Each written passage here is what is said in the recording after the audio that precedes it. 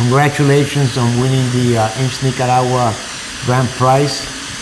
I hope you're enjoying yourself so far. Yes, I am. I'm here with you. Yeah.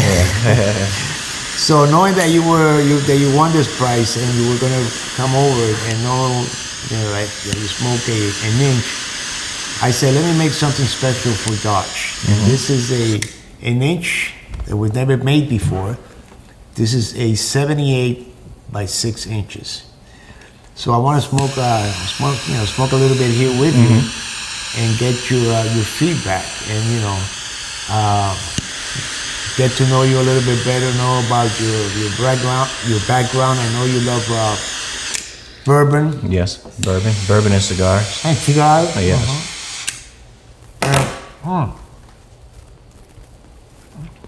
Yeah, I used to drink bourbon also. And one thing, when I blend cigars, I always have that, when you drink like a 103 proof, when you first taste it, there's that explosion of, spices and heat and that type of stuff.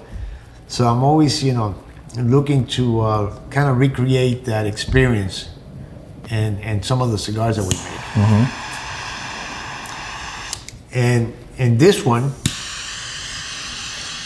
so far, I'm getting some of that. I don't know if, I agree with you. Yeah? Right now, I'm not drinking any bourbon. I'm drinking some coffee right now. But to be honest, it's a giant cigar. Typically not what I smoke. I love the Inch. Yeah. But this is a whole new experience for me right here. But I won't lie to you. I'm enjoying it so far. It's way bigger than what I'm used to. Yeah. But it still has like the Inch Nicaraguan type of flavor. Right. Still has a nice spiciness to it. Has some boldness on the first few puffs that I've taken so far. Yeah. If I can make it through this whole cigar, we're gonna try to. If I do, it'll be a feat for me. So, but thank you for making this. Yeah. Yes. Well, the trick is, that when you're smoking this cigar, it'll come to the point where you won't think about the ring gauge. You'll just be enjoying all the different, complexities and spices and, some of the peppery and some of the creaminess that's coming through now. Yes. So I thought, I said, when I was making this cigar, I thought about, who would be that person that smokes the Inch that would enjoy it, but at the same time not be intimidated by the ring gauge, which it is quite large. Yeah, it is. Well, I'm gonna say, I think if you're already smoking the Inch, like people know you in the cigar world for making the bigger ring gauge cigars. So it'd only be right, like if you stepped it up to a whole another level with this. Yeah. So I'm curious to get through the whole cigar. Like you said, you have to relight it a few times to get a nice even burn on it. Yeah. But like you said, you forget about that. Yeah. And I think like if I was blindfolded and smoking it, obviously I can like feel how large the cigar is. But the flavors of it, it's not intimidating. No. If you smoke the Inch Nicaraguan cigar, it tastes very similar to that to me. It's just you get to enjoy it longer.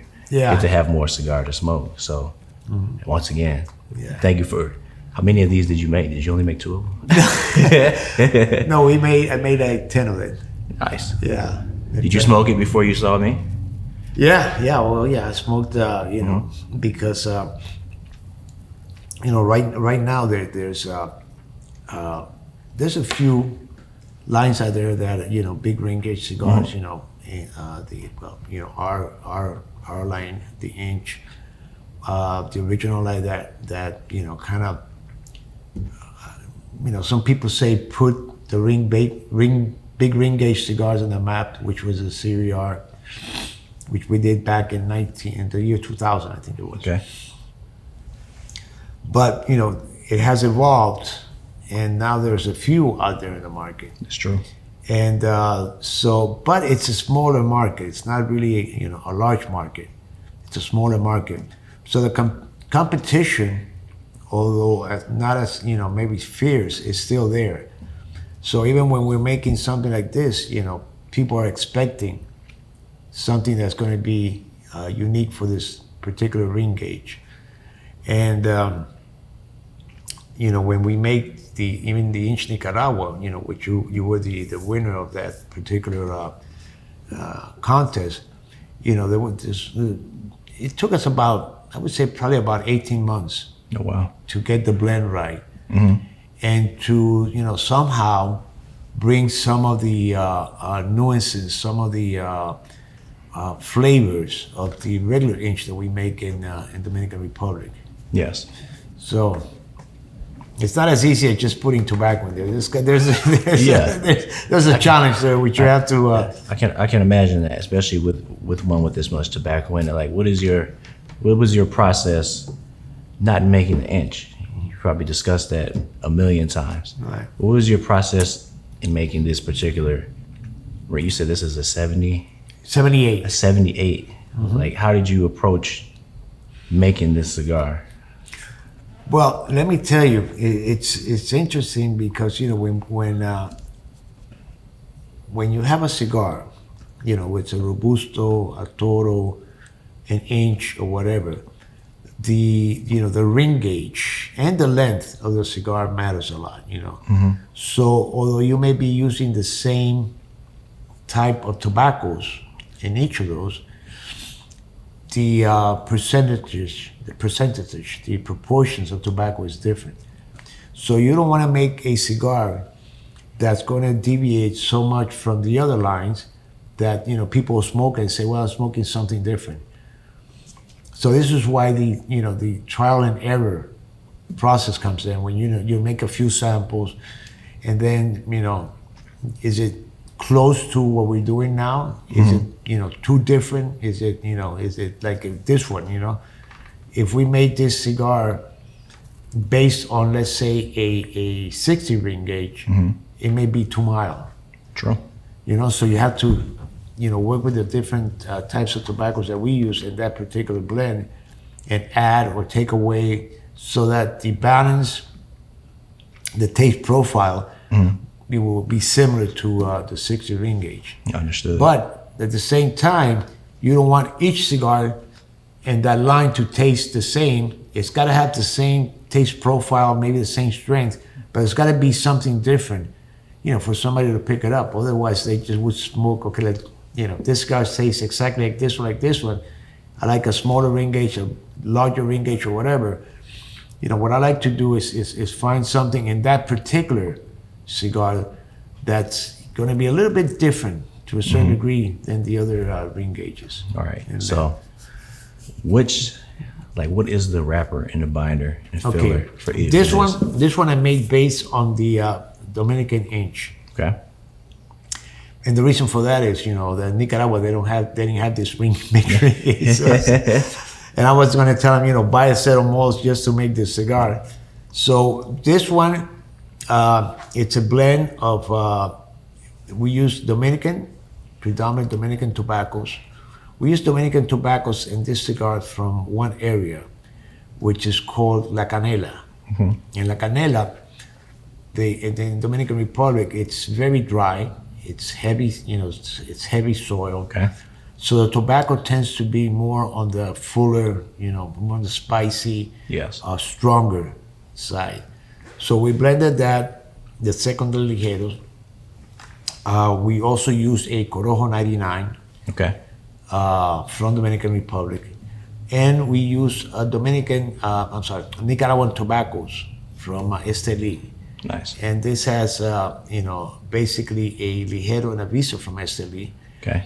So in this case, we had to add on for this particular cigar to get that, similar taste balances.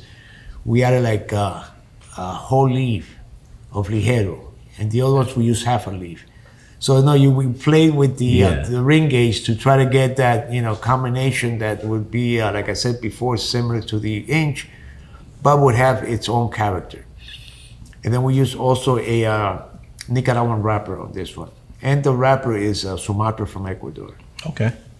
I can definitely get I'm by no means an expert on tobacco or anything, but I definitely can taste the Ligero. It has for me, when I think of Ligero, And when I smoked it, I think of boldness, I think of spiciness. And I'm definitely getting that out of this. But it's not like overpowering. Yeah. Like it's not something that it's like knocking me out or punching me in the face or anything like that. I'm not a third of the way in, but on my first 10, 15 puffs, it's very flavorful. Yeah. I can feel it on the side, like in the salivation glands. You know what I mean? I can taste it, which is sometimes, you know, I've been smoking cigars 15 years. You've been smoking longer than that. A little bit. Yeah, but sometimes, you know, some cigars can tend to taste the same. This definitely does not. This has a very nice flavor to it. Yeah. I feel that too. And I feel, you know, when I after the finish, you feel some of I feel some of the nuttiness in the back of the throat. Do you believe in the retrohale? Yes. Okay. Just wanted to make sure, because I tried to do that a few times as I smoke. I feel like it opens up your whole palate. Oh yeah. I know some people, it's hard for them to do it. They feel like they may choke. But I think if you practice makes perfect with that. Yeah. I think the way I like to enjoy a cigar, and this is not something I do constantly, you know, but first thing I like to do is when I'm smoking is like for this particular cigar, I'm even feeling the peppery right here in the nose, even though I'm not retrohaling. Well,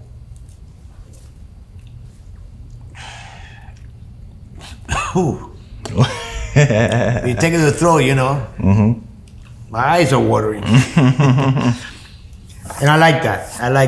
And again, this goes back to my days of drinking bourbon, where I would drink and I feel that heat, not that heat necessarily, but that spice. And then when you swallow it, that barrel.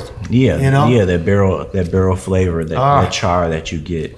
Like I was down in Kentucky, I visited some distilleries and talked to master distillers. Like I'm talking with you. Yeah. Like it's called the Kentucky Chew. Like you put it, you sip the bourbon, and you like swish it around your mouth, like mouthwash. And I've taken that same approach to cigars. Like I hold the smoke in my mouth, try to move it around, so I can try to get the whole experience of what the cigar maker is trying to have you experience, when you're smoking it. And taking that approach with this, like I say, it's flavorful. Yes. You can really taste the different tobaccos in here. You can taste the boldness, you can taste spiciness, you can get black pepper, a little bit of white pepper, like baking spice type of stuff. I may come from my thoughts in the bourbon world, but I would like to pair this with a bourbon one day, if you actually do bring these out to the market. Well, listen, it all depends on, I'd love to bring it out, Now this is not a cigar that I could say we could do on a regular basis. But maybe it's a limited, we could do that. Because it is a big cigar, Just for your information, this cigar, 1,000 cigars, we use about probably close to 100 pounds of filler. Oh, wow. How long would it take someone who rolls cigars? Well, this particular cigar, because of the size and the care that we take in making, all our cigars, but this one in particular, I would say probably could make at the most maybe 200 a day. Our regular production is maybe 350, 300, 350 for the inch, the regular inch. So this one would be probably about maybe 250 the most. Wow. So. Well, I like it so far. It may make me explore smoking bigger ring gauge cigars. Well, this big ring gauge cigar. This is something unlike. This is something I'm really enjoying. So. Awesome. Well, thank you for making it. Well, thank you, and again, congratulations for being part of this whole social media, Instagram, Yes. Perez-Carrillo thing. And, Yes. we're glad you're here, and Yes. hopefully, you know, we'll smoke a lot more cigars during the day. Yes, we will. I'll be smoking more when I go home. Right. So thank you very much, and good smokes. Yes. Cheers. Cheers.